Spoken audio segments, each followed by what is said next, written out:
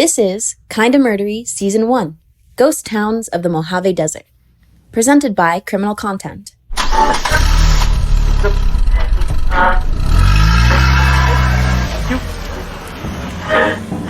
You're rocketing down the 15 freeway between Vegas and LA.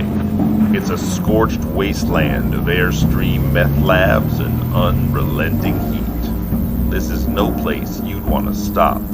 But the car's on fumes, so you take the exit and you pull up to the gas station.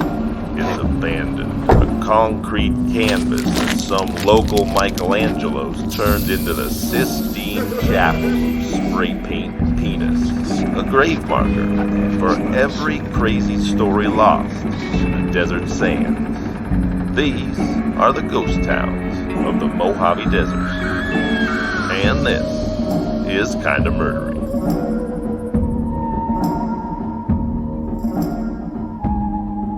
Hey everybody, and welcome to Kinda Murdery Season 1, Ghost Towns of the Mojave Desert. I'm your host, Zevon Odelberg. Thanks for deciding to be here. Today we explore the Mojave ghost town of Olancha, California.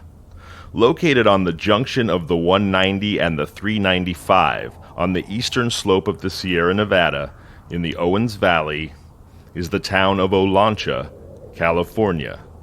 Founded in 1860 by Minard Farley, who discovered silver in the nearby Costco Range.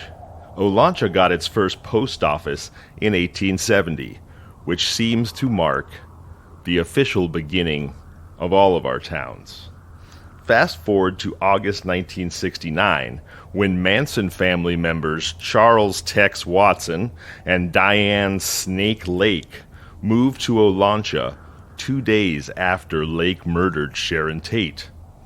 Lake was shortly taken into custody in Independence after Olancha residents complained to authorities about her swimming in the nude. But they didn't know yet that she had murdered Tate, so she was released. And a few weeks later, she and Tex moved to the Manson family's final hideout in Death Valley at Barker Ranch. In 1983, the Navy accidentally dropped a dummy missile right near Olancha that sunk into the swamp and disappeared. I think you guys get the idea. Clearly, the approximately 200 residents of Olancha, California, have endured a 170-year history of being kinda murdery, pretty darn murdery, and absolutely, positively, super duper murdery.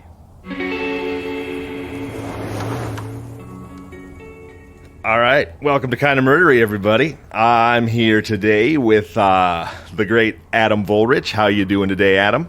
Oh, I'm absolutely fantastic. How are you, Zevon? So good. I'm also here with Sean Christensen from Criminal Content. Sean, how's it going? Very well. How about you? Doing well, doing well. I'm here as well with Bear, Brendan Hubbard. How are you, Bear? Sticky and saucy. And of course, I am here with Oracle of the Digital Future, founder of Genius and Everipedia, the Crypto King, the Baron of Bitcoin, the Angel of Ethereum. It's the Evian Don, Mahbod Moghadam. Hey, Mahbod, how you doing, buddy? Yo, I'm feeling murderous. All right, well, then you are in the right emotional space, my friend. Yeah, we're off to a good start. Awesome. So, Mahbod, I wanted to ask you, what have you been up to these days? What kind of projects you working on? Where's your focus? I mean, you're sort of famous for, I wouldn't call you a unicorn hunter. You're more of a unicorn builder. You got that Midas touch in terms of finding great tech startups and bringing them to the world. So, where's your mind focused right now? Right now, I'm trying to murder the banks. And I've been into Bitcoin since 2013. All right. Oh, man. So other than the crypto focus, you got anything else in the hopper? What's keeping you busy right now? Or is it just evangelizing for crypto? It's all crypto. It's all crypto. You know, the companies that I've been working on for years now, it's all basically just trying to make the crypto ecosystem work. Because what I'm excited about crypto is not just being able to use it as money, but being able to use that as money to pay people on the internet. You had some interesting interactions with Mark Zuckerberg, and weren't you feuding with Warren Buffett for a while? Is that a real thing, or am I making that up? Buffett, I still don't like. Just everyone else is catching up with me now. But when I started beef with Buffett, Bitcoin hadn't even been invented yet, and then him just coming out as exactly how you'd expect. It's like if he didn't exist and you were just writing him into a script. He decided to be public enemy number one of Bitcoin. He can't just say, I don't understand this, I'm going to let it slide.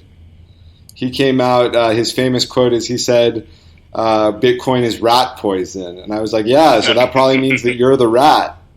Oh, gosh. Well, his entire, reputation is built on analysis of sort of traditional fundamentals of companies. So I can see how something new and cutting edge could be perceived as a threat to that, perhaps. I mean, that might be where he's coming from. Yeah, he's fake. He's selfish. The reason he hired the gecko is because the actors all went on strike in the 70s. Oh, wow. So when the actors went on strike, he decided, I'm just going to hire a cartoon gecko. So that really tells you all you need to know about that guy. That makes me want to know who the actor is who does the voice of the cartoon gecko. Yeah, we need to blacklist him. You should start an NFT called Buffett. Yeah, no one else is going to do it. You can sell his famous quotes as NFTs. All right. Hey, well, are you guys ready to get into the town of Olancha, California? Let's do it. Let's launch it. Taking a quick look at the itinerary here, it's clear that Olancha, California has plenty of attractions for Kinda Murdery tourists like us. First up, it's the case of the missing body, or a hole with trees all around. Next, we've got American Psycho, Patrick Bateman meets The Great Escape, a story of evil rage and, admittedly, a little genius, and a lot of gross. Gear up for Stephen Leslie Wilson. And finally, a tale that would be tall for anyone else, but it's true for him, superhuman pilot, survivalist, Peter Deleo. All right, so first up, case of the missing body, or a hole with trees all around. Frame this for you guys a little bit. This tale of Evans versus Moore, what it really is the darkest version of Much Ado About Nothing ever. And I'll get into why that is. So here's what happens. On the night of January 16th, 1947, World War II Pacific Theater veteran and ex-boxer Evans shoots and kills Los Angeles Deputy Marshal Frederick Moore. A manhunt ensues, and Evans is arrested 2 days later in Olancha, where he readily confesses to the murder. There's only one problem: the writ of habeas corpus. There's no body. And even Evans doesn't know where it is, so what the heck is going on? I want to start this story by telling you a little bit about the victim.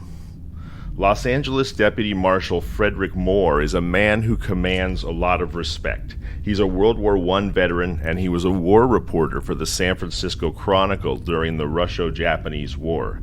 He wrote several adventure books, and he was the editor of Argosy magazine, which was like a pulp fiction and pulp news magazine. He was editor of Argosy for 8 years. Then in his approaching golden years, he moved from San Francisco and he semi-retired in Los Angeles. Now, even when you're semi-retired, you need to keep busy. It's nice to have a little bit of income. So he becomes a Los Angeles deputy marshal. And on the side, when he's off duty, he works as a custodian at 2 different restaurants owned by a man named Frank Madras and his wife, Eleanor. Now, Eleanor has a brother named Edward H. Evans, and Evans was mentally unstable. He was suffering from shell shock due to what he experienced in the war, and beyond that, he was a retired, described as mediocre boxer, which means that he was both shell-shocked and punch drunk. So Evans has, not that surprisingly, a checkered past. In addition to the mental strain of wartime and too many punches to the head, he was married to a woman named Alice Adams. They had a son together, but they divorced in 1938. By 1940, he's in the hospital in Honolulu, battling a brain infection and being treated for alcoholism. So this punch-drunk, shell-shocked alcoholic and veteran, and somebody for whom I have some sympathy for a lot of reasons, but not so much for this particular one, which was he was the one who shambled into Mrs. Madras's restaurant that night in 1946 to meet Moore for the first time. So this is the story of that meeting. This guy sounds like he's Logan Paul's ancestor or something. Oh my gosh, did you watch that fight? Yeah, kind of. I watched it on Twitter. Fight in quotes. Yeah, my gosh, what a show.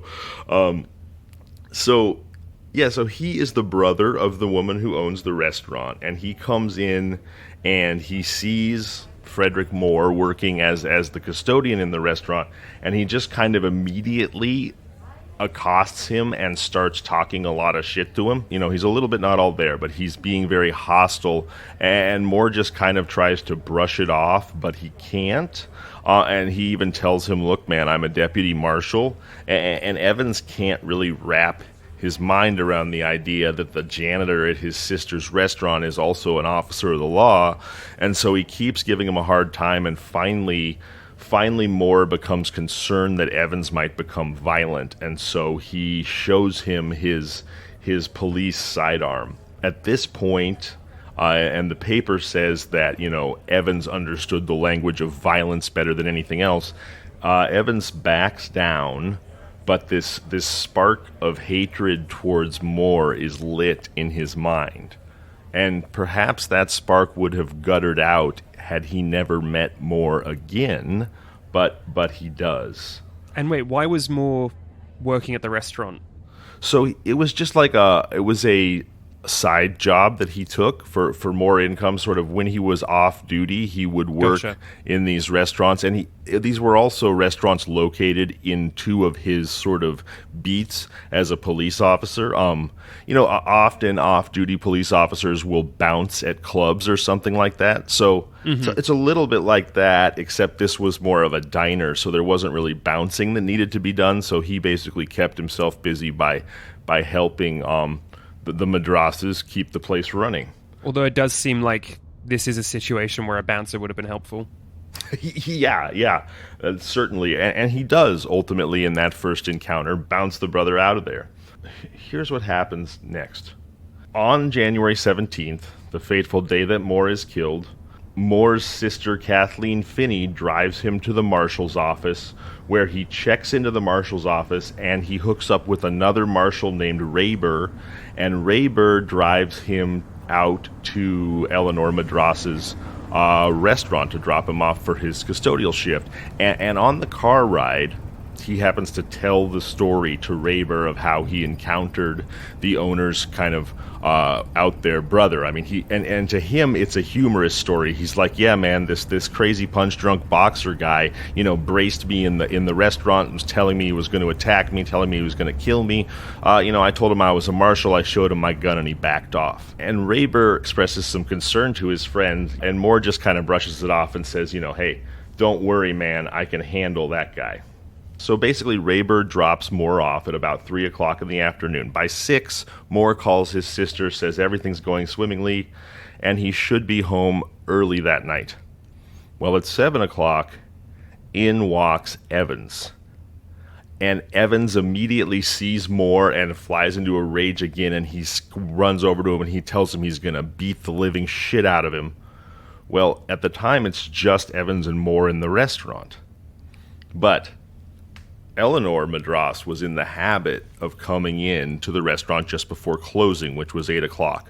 So as luck would have it, shortly after her brother comes in and starts threatening Frederick Moore, Madras herself shows up, and she calms her brother down, and he hangs out for a few minutes acting sort of friendly and normal.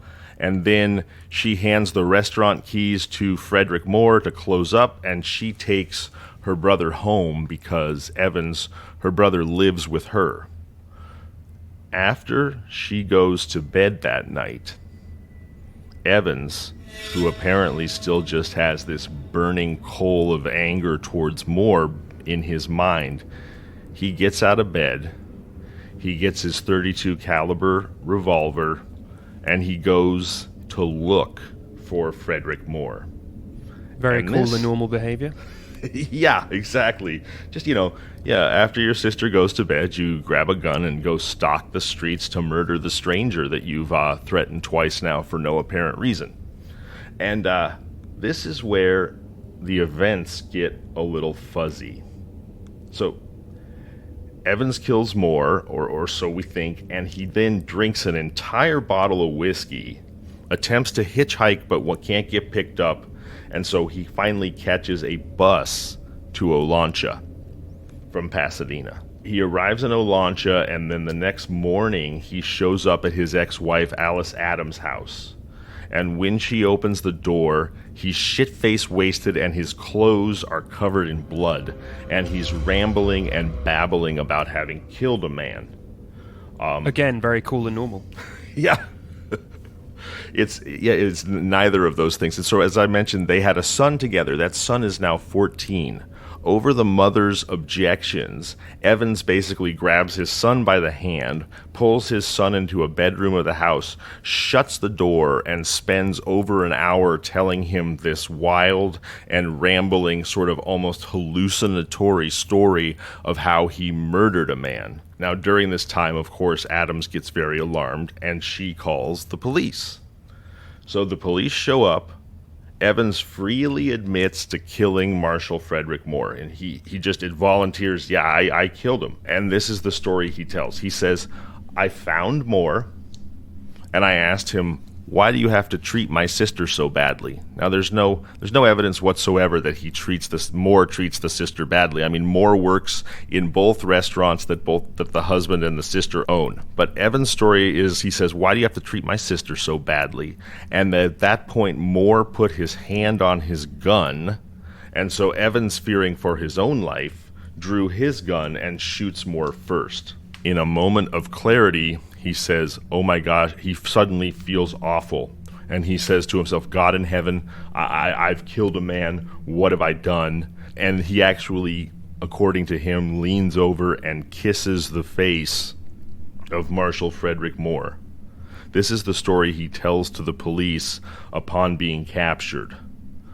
But when they find him, his body and his mind are weakened by huge amounts of alcohol and no food and no desire to eat. So the police have a hard time getting him to actually focus on what happened those 12 hours before. So, the next 36 hours, the police drive Moore all over Pasadena, looking for the body, trying to get him to tell them where the body is. And he wants to help, but he has no recollection of what really happened. And the best... Yeah. Yeah. Wait. Yeah, please stop me, please. I mean, is it no recollection, or is this like that other case we covered with the quote, like not the non-alcohol related blackout defense? Yeah, right. Exactly the no memory psychotic break. I wasn't myself, and I have no recollection of it. Well, the answer is that's not clear, except to say that the only one who insists that he murdered Moore is Evans. So if this is some sly way of trying to get out from under the murder, it's a strange, sly way to do it because nobody believes Evans necessarily murdered Moore except for Evans himself. Right, and there's no body, you said. Correct. They can't find it. Okay, I got a theory here. Please. All of this public fighting, this is all posturing. These guys are buddies. Moore has some problems. He needs to skip town. And so this guy has helped fake his death. I like that. That's very Sherlock Holmes. That's very Conan Doyle-esque. That's a good one. So So they drive him around, and the best he can come up with is that I buried the body in a hole surrounded by trees. Basically, during this process of trying to find Moore's body, Evans has a complete breakdown, and so he is then sent to the Mendocino Hospital for the Criminally Insane, the Arkham Asylum of the Redwoods, if you will. And interesting side note, Adam, if you'll remember when we did the Gilbert Francis Colley story. I thought this was the same place, yeah. Yeah, that's right. This is the same mental hospital that Gilbert Francis Colley and what's escaped the year? from. Are they there at the same time? This is 1947, so no, this is some 13 years later. Yeah. I was going to say, maybe we could have started our Kinda Murdery Legion of Doom. Yeah. Anyone who goes to that hospital. Yeah. And I'm from up in that area. I'm from Humboldt, which is the next county north from Mendocino, and there's a university, a college up there, a city college called College of the Redwoods. So I guess it's just my own little inside joke to call it Arkham Asylum of the Redwoods. So that's what you want to do on a podcast, is tell jokes that only you yourself understand the reference. That's a recipe for success. So by October of that year, it's deemed that Evans is sufficiently mentally recovered to assist in his own defense and to stand trial. But ultimately, when he goes to trial and he is cross-examined by the prosecutor, he continues to maintain his own guilt, but still he cannot be any more specific than I buried the body in a hole with trees all around. And so, ultimately, the judge says, we have no body. We actually have no evidence. There's no way to prove that Frederick Moore is even dead. We don't know that he's dead. And so the case is dismissed. Evans is innocent of this crime that he insists he committed. Did he kill someone else and then just assumed it was the guy he had a grudge against? I thought you were going to say that Moore just kind of returned to work the next night. Yeah. Maybe Moore read that this guy had confessed to his murder, and he was like, all right, well, I'll go on vacation for a bit. I didn't like him anyway. And then he comes back afterwards. Yeah, that is a mystery, because there's, as far as I could tell, Moore is in fact never seen again, but he's an adult person who has disappeared, and there's no evidence of a crime that they can make stand up in court. And there's wow. And they can't connect the bloody shirt to him if there's no it's obviously pre DNA and right. all that. So exactly. That's it. That's interesting. So this is actually a situation. I feel like the most likely thing, all these ideas we're throwing out, really the most likely thing is this guy did kill him, but he did such a good job of leaving no evidence, and the cops did such a bad job of finding anything that they were just like, I guess there's no case here. Right. It's really interesting, because that almost implies what you were saying, Adam, about, is this just kind of a genius way to get out of a crime? Like, if you kill someone and you can hide the body well enough, maybe your best bet is to preemptively, really strongly insist that you murdered the person.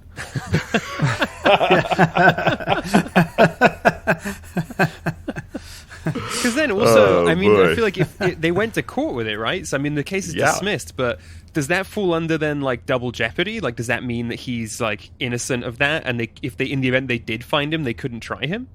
I would maybe. I would think so, and and this of course is why that's a really good way to get out of a murder charge. I know. But the writ of habeas corpus is much older than our legal system even, and it basically just says there can be no murder without a body. You must produce a body, otherwise people could accuse people of murder willy-nilly. So this really came out in the favor of Evans in that way, although he, to his credit, I guess, really wants to be incarcerated for the crime, so maybe it didn't work out for him. But it's interesting to think that you can't just insist that you go to jail, because I've heard some people, they try to get back into jail just because they miss the dental care and stuff. Yeah. And then the other one, and I've heard this from people who work in mental institutions, is that when you're institutionalized, she called it 3 hots and a cot. You've got an indoor bed to sleep in, and you've got 3 hot meals a day, and that's a better deal than a lot of people who are sadly on the streets might be facing otherwise. So the newspaper interviews a Pasadena policeman in 1952, about 5 years after this happens. And what he has to say is that sometimes he sort of thinks back on this case and he asks himself what he has in terms of it being one of the unsolved cases of his career. And he says, all I've got is a hole in the ground with trees all around and a man who can't remember. Yeah, he's got some bars. Nice. Pretty good. Yeah, and that's the story of the maybe murdered Frederick Moore and the maybe murderer, Mr. Punch-Drunk, Shell-Shocked Evans. Very nice.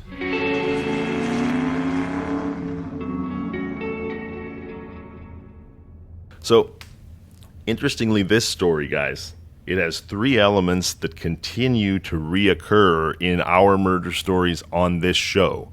3 things that we might almost call the DNA or the often DNA of a Kinda Murdery podcast murder. I bet you can guess what one of those is. Might it be a murder? Yeah. Well, yes, indeed. This is actually the DNA of the murder itself. So the first one, of course, is the Mojave Desert. You know, all of our murders somehow involve the Mojave Desert. The second is a murdery and prodigiously strong Napoleon. In other words, a super short guy with almost superhuman freakish strength. We've run into that Polly before. 2.0. Indeed. And the third is killers with 3 names. Now, it's not just us that know about that, but obviously everybody knows about John Wayne Gacy. We talked about John David Hinckley, who shot at Reagan. We told that story about James Davies Rowan, the Tooth Fairy, who killed the Dog Man.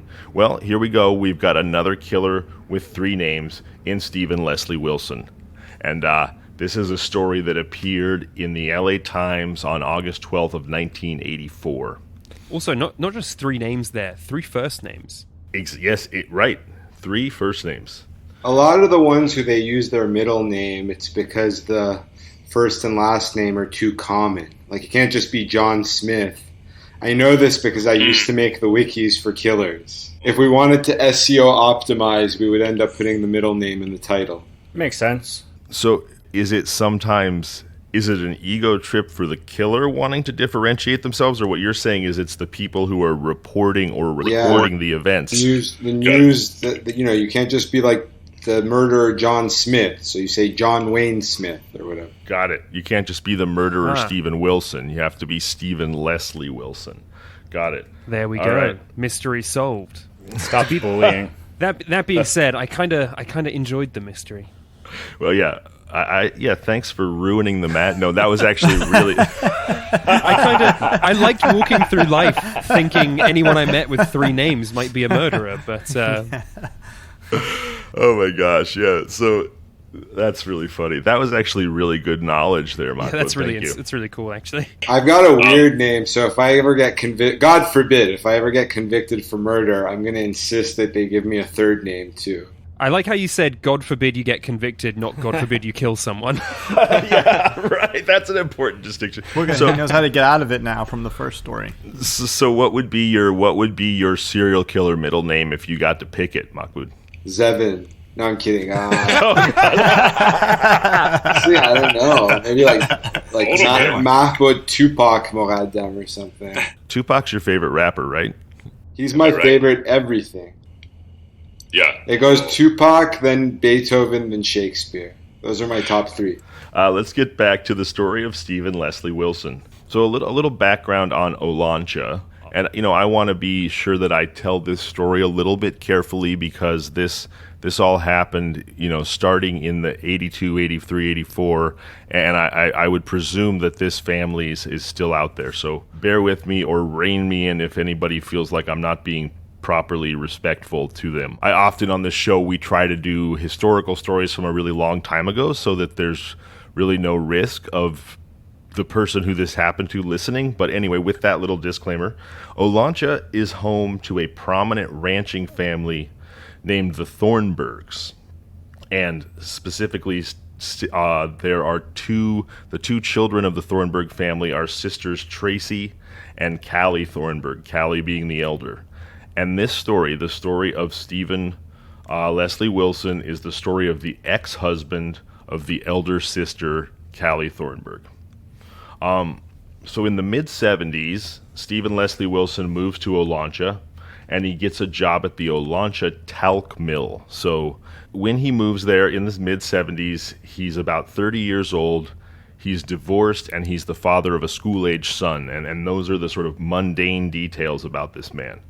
Here are the more interesting ones. He is fluent in Spanish. He's handsome and extremely charming when he wants to be, and he's also a prodigiously strong weightlifter and martial arts expert. And while they say that he can be extremely charming when he wants to be, it's in that sort of classic sociopath sense that he also is known to have just like a towering temper and fits of insane rage that people will describe as being the result of his over-pridefulness. Another cool and normal guy. Yeah. I was going to say, I need a different middle name. Yeah. Is your middle name Leslie? No, but I can feel what you're describing coming, so it's only a matter of time. Brendan Leslie Hubbard. Towering insane rages, yeah. So Stephen Leslie Wilson likes to boast about his strength, and he'll show it off by lifting his co-workers at the talc mill with one arm. I bet they love that. Yeah.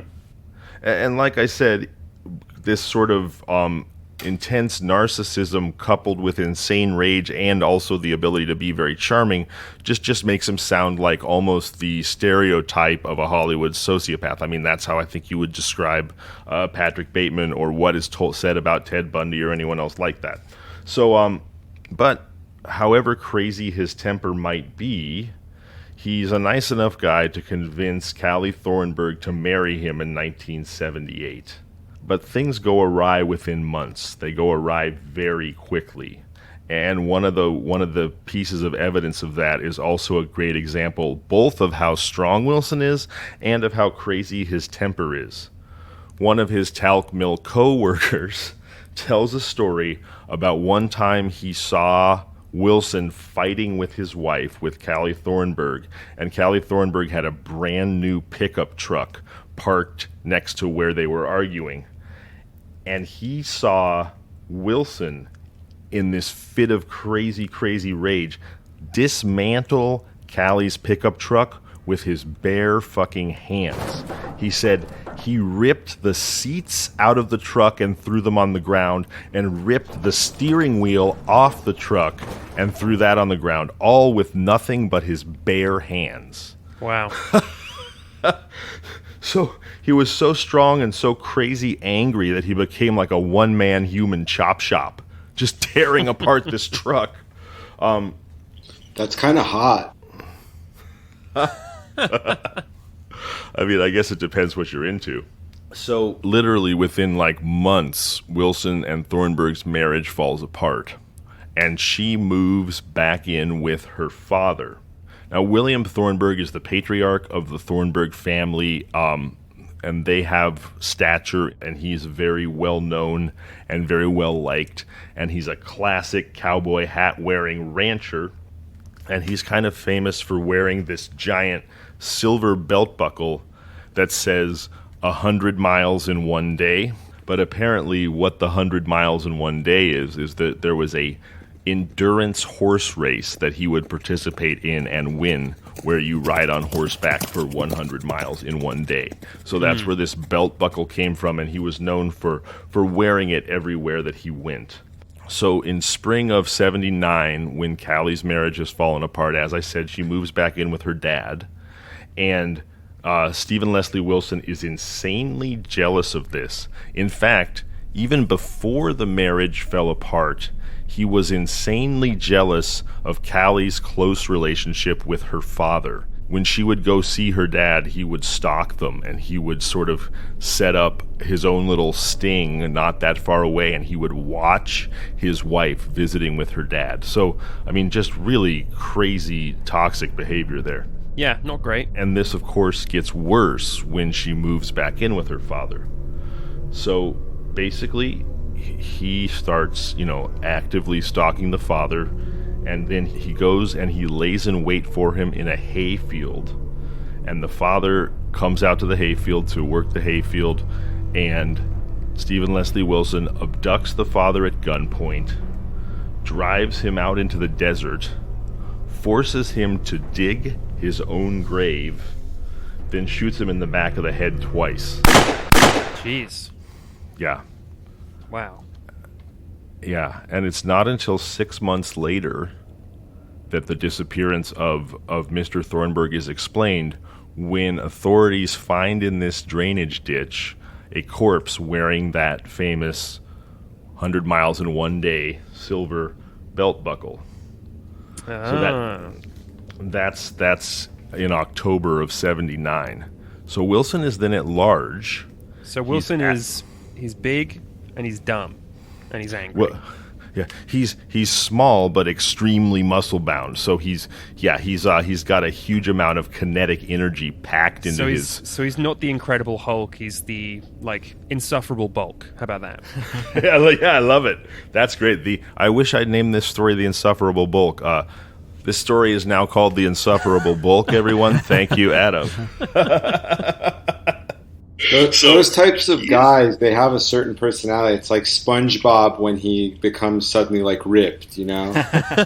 The excess of testosterone. I mean, this behavior, to me, it sounds like he was probably a roid head. I mean, if he's flipping out all the time and ripping cars apart with his bare hands, he's probably and proud of his body. He's probably on steroids. But he is at large following the murder of Mr. Thornburg, who's discovered in October of 79. He's at large until November of 1981, where he is arrested at the airport in Vegas by the FBI.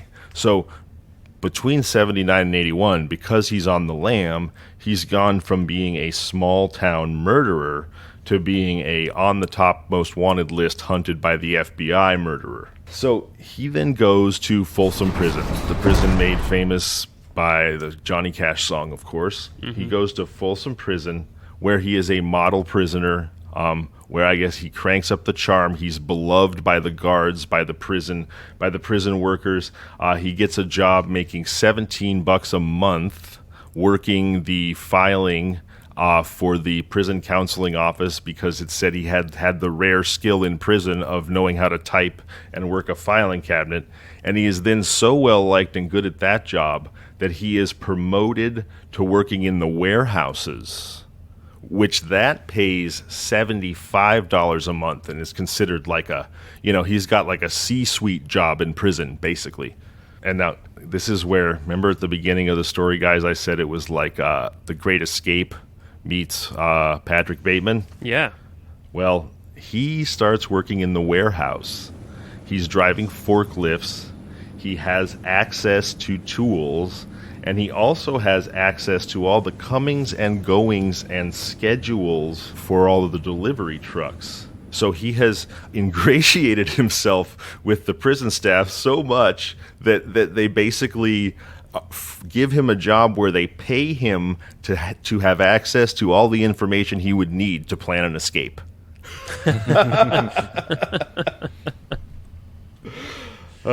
Very good planning on their part. And, Stephen Leslie Wilson is not a man to let an opportunity pass. On August 2nd, 1984, at 9:10 a.m., a red and white delivery truck pulls into Folsom. About 40 minutes earlier, the foreman had reported his tin shears used for cutting metal, had gone missing. But apparently on a busy day when there was a lot of work going on in the warehouses or on the loading dock, this was not an uncommon occurrence for things to go missing, so not much was thought of it. It's also of note that guards generally did not supervise the work going on the loading dock. So on this particular day, the work was being supervised by two, what the paper calls free men, meaning not prisoners but civilians. Suddenly, sort of out of nowhere, almost like one of those moments in a sci-fi movie where like the machines rise up and attack humans, all of a sudden, 3 forklifts come sort of out of nowhere, about to converge on each other and crash into each other. And those forklift drivers narrowly avoid the crash. And it is thought later that Wilson somehow orchestrated this near crash of forklifts, although no one ever really knows how he would have done that. So there's some confusion as the forklifts are about to crash, and then they stop the crash, they clear it all out, and then at 9:40 that same day, the delivery truck is padlocked by a prison guard, and it rolls out of the prison yard. It's a tense situation. Oh, really? Yeah, right. I know. Police are sent to the truck yard, where the truck is found still closed and still padlocked, where the guards had padlocked it on the outside.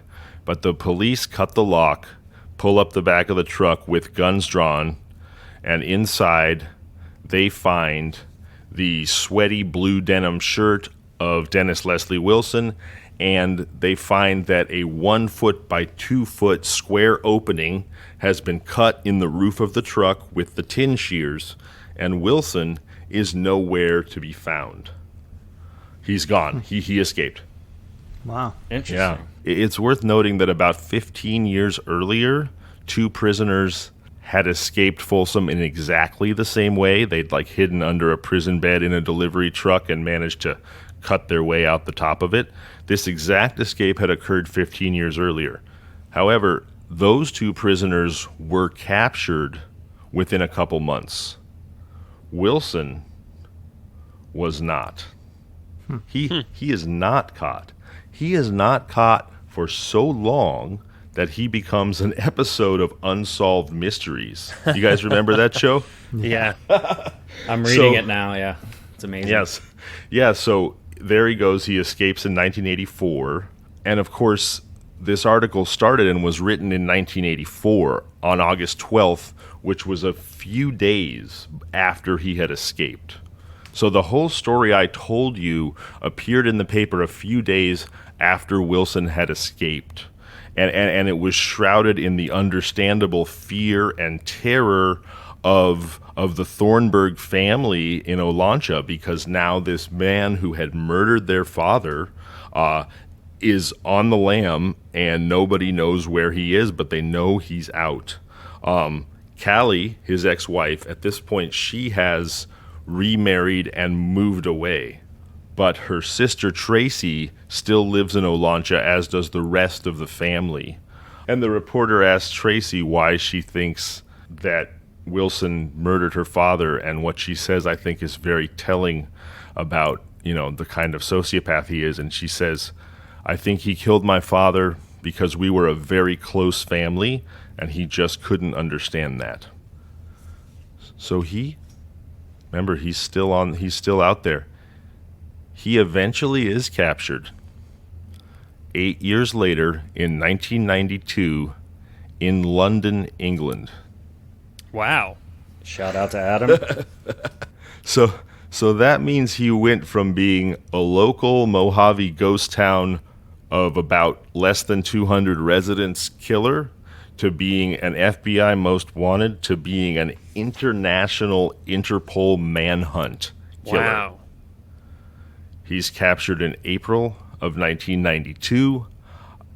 In October of that same year, he's extradited to the United States, and he is sent back to Folsom.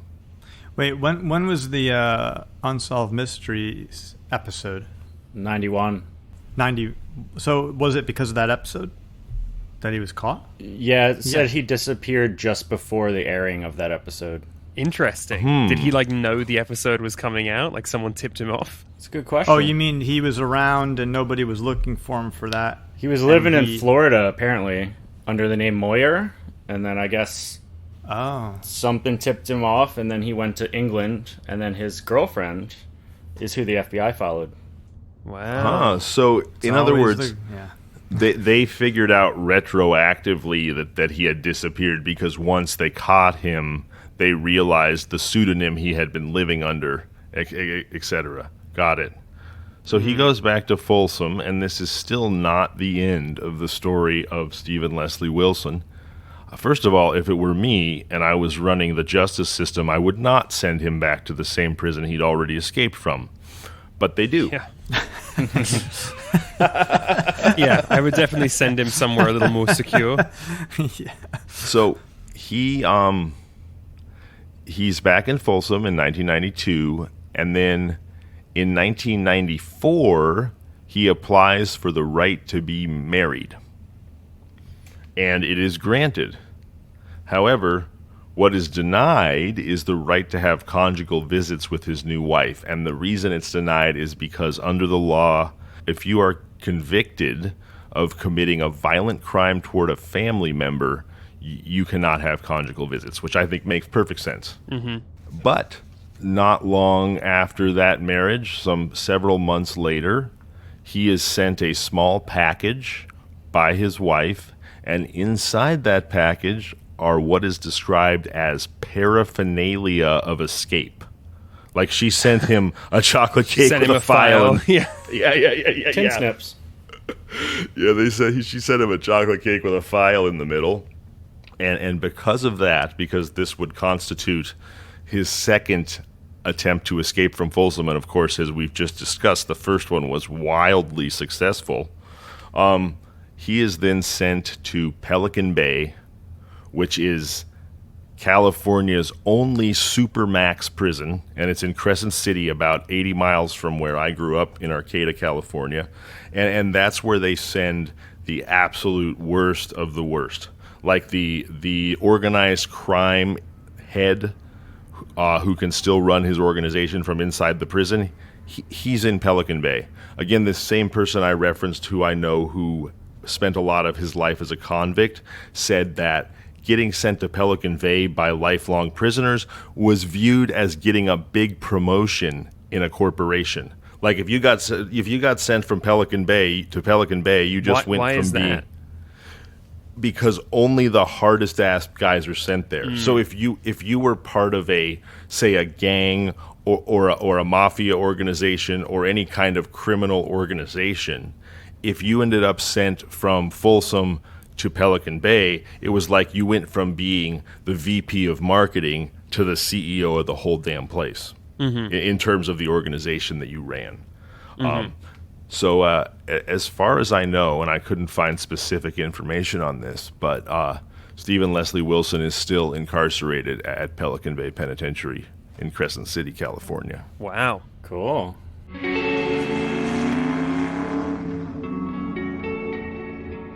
All right, so, I think I called it something else in the itinerary, but in my notes here, I have this story just labeled as Crazy Pilot Story, and honestly, there's really no better title for it than that. I want to say that Kinda Murdery is entirely an entertainment podcast.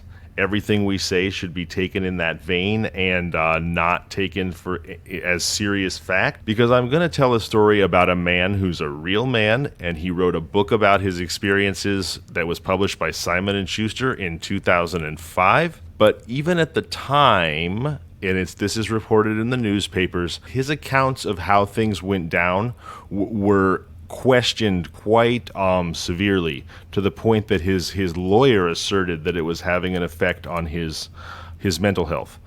So if I seem to suggest that I find his account of the tale to be unlikely, I'm certainly not the only one. It's well documented that a lot of people felt that way. All right.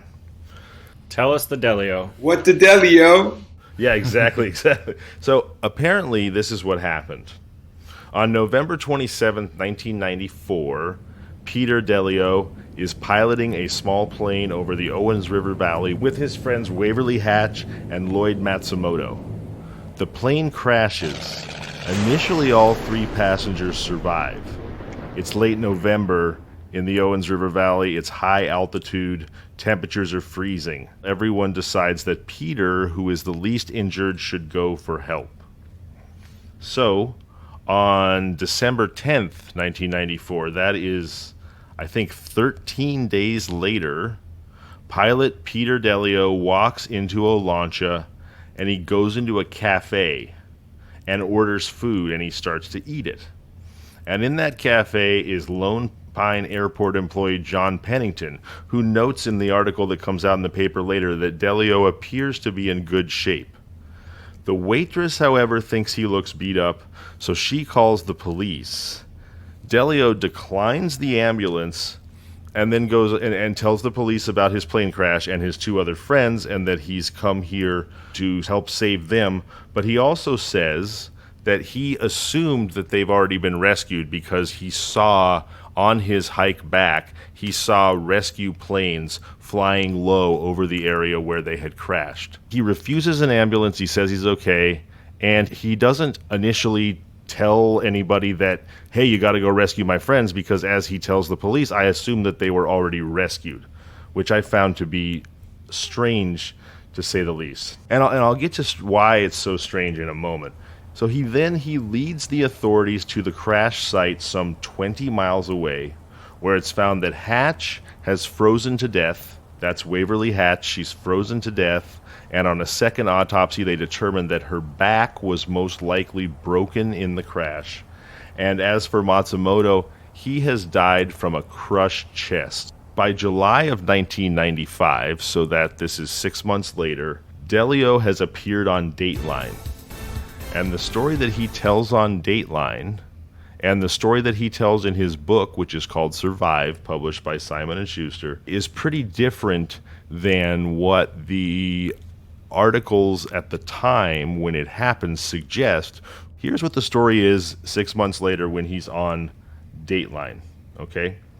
He says that he crashed and that he was pinned in the plane with his arms stuck behind himself, so he couldn't use his arms, so that he bashed out the plane window with his head. Now, maybe the plane window was severely cracked in the crash, but I mean, plane windows are really thick, really strong glass. So I'm picturing a guy, if his arms are pinned behind his back, he's basically bashing out a window with his face, which if anyone's ever gotten a cut on their head knows how profusely that bleeds. He then says, I had one useless arm, I had 5 broken ribs, and I had a severely broken ankle.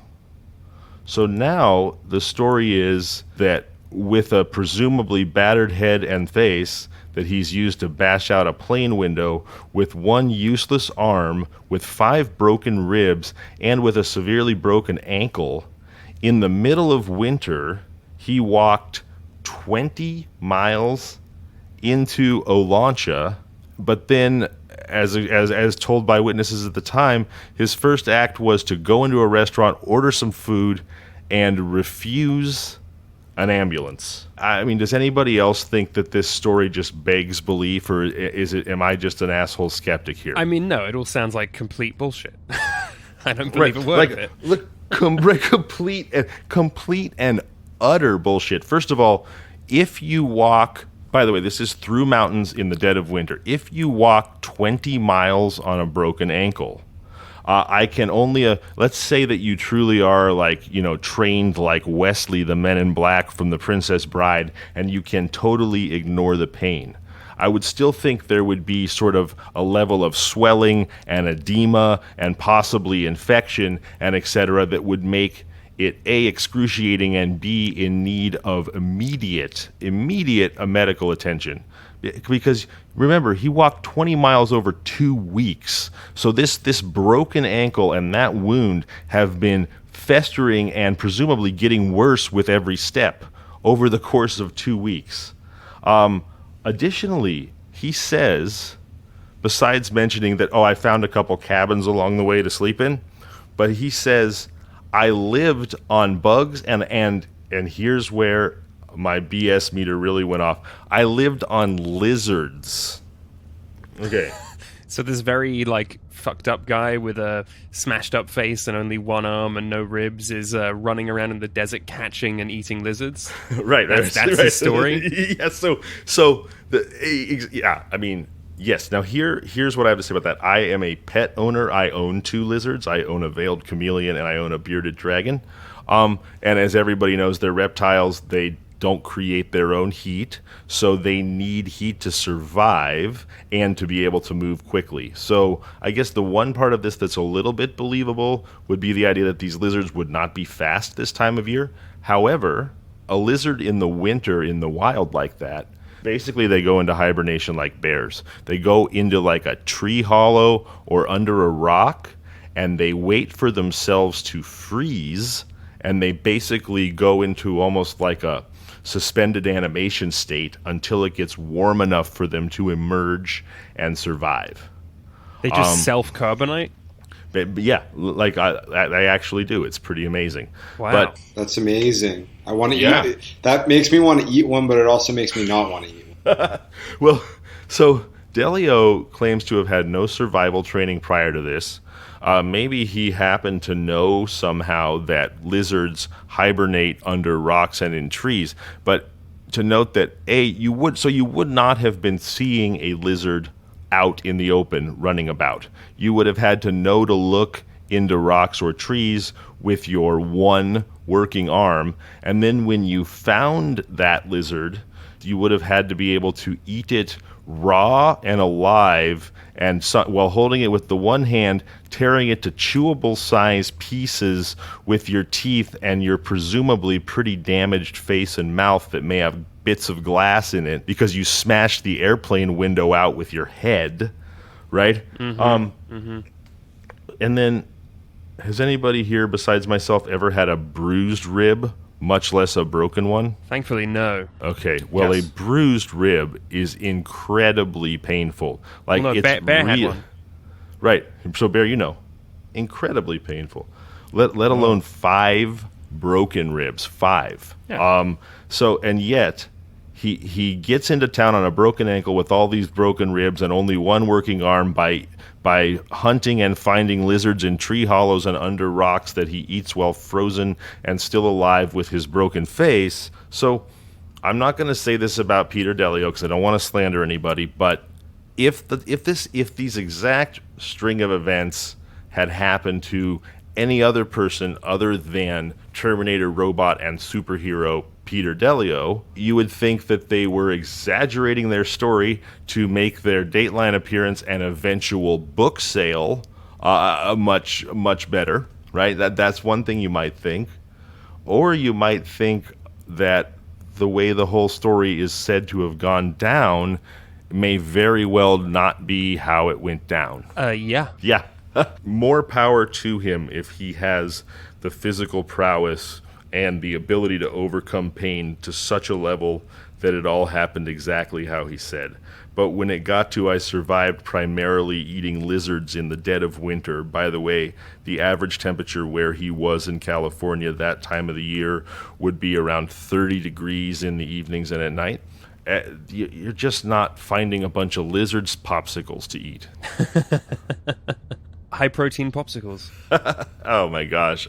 If he's being honest, it kind of reminds me of The Stranger, Camus, where the guy's telling the truth, but just no one believes that he can be so cold-hearted. Like, you can just be a sociopath. You're not necessarily a bad person, but that's the kind of person you are. Yeah. I just think that if you're not a sociopath and you overcome this incredible Herculean trial, the first thing you would say at the instant you arrived in town, you'd flag down the very first person and be like, please, we have to go rescue my friends. The whole, I assumed they were already rescued because I saw planes flying in the area. You're comfortable assuming that your friends are probably fine after you've virtually killed yourself ostensibly to save them? Yeah, that's nonsense. I'm sorry, that's nonsense. Right, it's nonsense. It's complete nonsense. Out of deference to your own accomplishment and the horror that you've just put yourself through, to rescue your friends, according to you. It cannot suddenly become unimportant to you to rescue your friends. I walked 20 miles on a broken ankle with broken ribs and an arm that didn't work, and I lived on lizards just to save my friends. But when I finally got there, I was like, I just would rather have a meal. They must be fine. Yeah. Well, because maybe he's like, putting myself in the sociopath's shoes. It's easy for me to do because I'm not so far away myself. Maybe he's just thinking, I didn't know it would take so long. If it took so long, then they're probably fine. I got in shape eating the lizards and doing this desert workout. I mean, at the 2-week mark, you start getting into a Dahmer party. Like, you're going to start eating each other, so that makes sense. Yeah. Look, I know newspapers don't always get it right, but this is hardly the yellow journalism era of the late 1800s and early 1900s, which we sometimes draw from for this show. And it's a known historical fact that these papers that were owned by William Randolph Hearst and others often exaggerated the events that happened as a way to sell more papers, right? Well, the Associated Press out of Olancha in 1994, I don't think is a yellow journalist institution. I'm inclined to think that those reports spoken by people at the time are true. And based on the ordeal that he described, I feel like he would walk into town looking like Leo DiCaprio from The Revenant. There should be no way that anyone could think that, the guy looked like he was in pretty good shape. He was enjoying he should be like dragging himself by his one arm, begging for help. Right. Like, how was he even enjoying his steak and eggs at the cafe if only one arm worked? Is he eating it with his broken glass-filled face? Yeah, he's just slamming his head into the table because apparently he's got a forehead made of bricks. Yeah, right.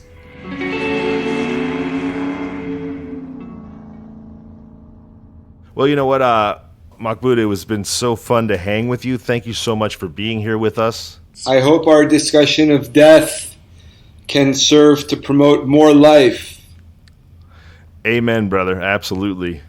Well, for Adam Volrich, Sean Christensen, Brendan Hubbard, and, of course, the boss of Bitcoin, Mahbod Moghadam, I'm Zevon Odelberg, and this has been Kinda Murdery. This is Kinda Murdery, Ghost Towns of the Mojave Desert, presented by Criminal Content. You can find us online at kindamurdery.com and on all social media at Kinda Murdery. Email us at contact@kindamurdery.com. Listen to us on all your favorite podcasting apps, Apple Podcasts, Spotify, Overcast, Google, and more. Don't forget to rate, review, subscribe, and tell your friends about the show.